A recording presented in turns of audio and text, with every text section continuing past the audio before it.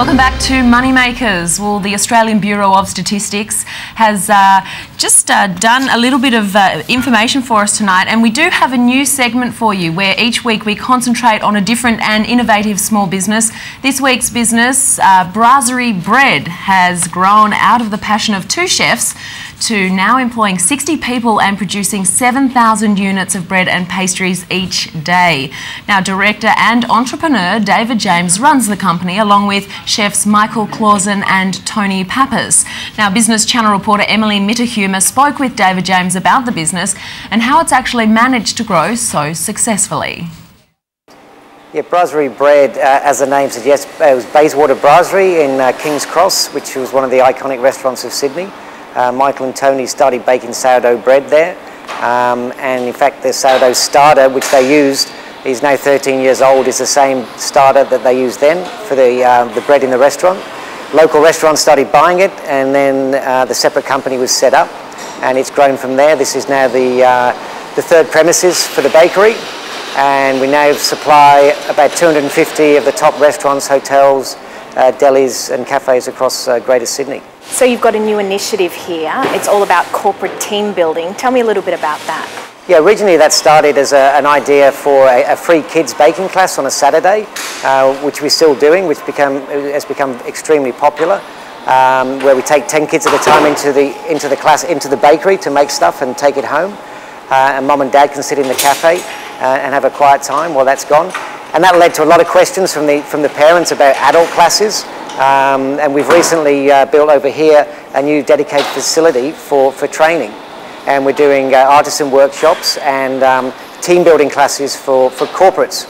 So rather than going 4 hours down the coast to build a tightrope across a river or a gorge with some rope and tin cans, you can come here and learn about the ancient art of artisan baking, and also have the same team bonding experience. And as an example, one of the things we do at the end is to get people enough skills so at the end they can make a product which is actually a 5-foot long crocodile, which then goes into one of our big ovens behind us, and then the company gets to take that back to the office and show everybody what they achieved as a team. Can we talk a little bit about some of the hurdles you've come across growing your business from a micro-sized business to now what is a mid-sized business? Access to capital and roadblocks, bureaucratic roadblocks along the way. It's unbelievable the amount of bureaucratic roadblocks we've had to overcome just moving from that side of the building to this side of the building where I'm standing now in terms of approvals and everything else, just government red tape, and access to capital.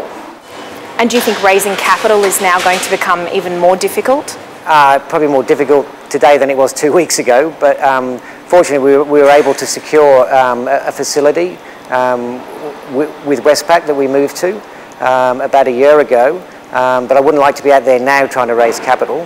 Prior to that, we did manage to raise a little bit of seed capital, a little bit of angel venture money, but that's very few and far between in this country, and there's a huge gap between seed capital and working capital, and all the venture capital now has moved up to the big VC firms aren't interested until you're talking tens of millions, whereas a mid-sized company like ourselves might need $500,000 for an expansion that we're going through, and we sort of really fall between the cracks from seed capital and the venture capital, and it really leaves the banks in the middle, and they don't really have the appetite for it, and that's despite the fact that we've grown. Our graph is like this. It's not a hockey stick or anything like it. It's a classic sort of nice steady growth over the last 5 years, always cash flow positive, but the banks are still very, very reluctant, unless it's residential property. They're very, very reluctant to get involved with a cash flow business. What can government do to make things easier for small businesses? Get rid of the roadblocks. I mean, there's multiple levels of government. Local government, state government, and now they're changing between the health department that comes around. Some of it's going to be in local government, some's going to be in state government, and it could come into both departments. And it's just a lot of red tape along the way. David, what do you feel are the most important traits for a small business owner to have in order to survive in the long term? remaining core to your true values. The loaf of sourdough that we make today is exactly the same as the loaf of sourdough that was made back in Bayswater Brasserie 13 years ago. It uses the same organic flour, the same technique. It still takes 3 days to make a loaf of bread. And we've never deviated from that. We remain core. We make the best. We don't take shortcuts. We don't, use machinery. We don't buy cheaper materials. And I think a lot of businesses, they start off with a dream and a business model, which is very focused. But then as you get under the growing pains of a business and everything else, it's all too easy to take shortcuts, and then little shortcuts each way, end up over the long term to be a huge difference in the business. Whereas what we've tried to do here is remain really true to our core, and unless it's the best, we won't make it. And then it's up to the customers to decide. But if you remain true to your core values and then provide good customer service, your business will grow. And what have been some of the challenges you've had to meet in order to grow your business from a micro-sized business to a mid-sized business with now 60 employees? Getting to scale and leaping from, there are a lot of great small bakeries around the country, around the world, but leaping at growing to a medium size where, like we do, takes a lot of logistics and a lot of emphasis on systems and technology, and you can bake the best loaf of bread in the world, but if it's not there at 6 a.m. when the chef gets into the restaurant, it doesn't matter how good it is. So we've sort of divided the business with a lot of concentration on the quality of the product, but also a lot of concentration and investment in our logistics and our technology. And we've developed from the ground up in-house with our own developers a system that we call the Breadboard, which is an internet-based database. And that system now has grown with us, and it looks after the entire production facility, financing, invoices, the CRM, the driver's routes, everything from start to finish. And that's an investment which will keep growing with us. And again, a lot of small companies don't have the know-how to even start that and think it's too much of an investment to even get involved in.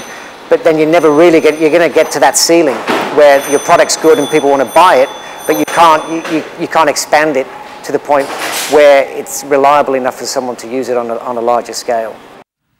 And for a look at the ancient art of bread making in a modern factory, here's David again to give us the grand tour. Okay, we have the main production facility, which is, at the moment, we've got cakes and pastries on this side, and then the rest of the bakery is dedicated to bread. As you can see, we've got a couple of rather large mixers, but that's about as mechanical as we get. Everything else is done by hand. You want to have a quick look in here. This is the sourdough starter with liquid starter, which is a natural yeast, which has now been going for over 13 years. And this is the basis for most of our breads here. If we walk down here, what have we got going on here? It's the snails. This is the pan raisin, or the snails that have been prepared for bake for tonight for delivery tomorrow. Down here, the guys are hand moulding the, what bread is this, guys? Olive and rosemary. The olive and Kalamata olives and fresh rosemary. And these will go back in one of these rooms at the end here, one of the prover retarders. Here, this is the olive and rosemary. And we've also got our sour cherry bread. So as you can see, everything is being done by hand, being shaped and moulded, and it will go back into the prover retarder before it goes out the other side towards the ovens. All of our sourdough bread goes in this Mondial Forni, which is really the Ferrari of the baking ovens. 4 tiers. It's a stone half with a big jet engine at the back, so it warms up the half like a pizza oven. And you'll notice here, as they're putting in the Richard, which bread's that? Is that the light sourdough? Yeah. Light rice sourdough. That's been sitting in those bannetons with the couches. And what they'll do, just before they go into the oven, they'll slash them, and that will release the gases in the bread, and then it'll give that distinctive marking on the bread. And we'll get about 200 loaves of bread in the oven at any one time. Each one's got its distinctive mark. And the origins of that actually dates back to the medieval times, when the bakers, the landlords that owned the bakery in the village, they'd slash it, which would sort of give it a brand. So if the peasants stole it, they couldn't say they made it themselves. Haven't quite worked it out yet, but that thing goes in there and drops them off and comes out empty, and I'm not quite willing to get in and find out how it does it. Why?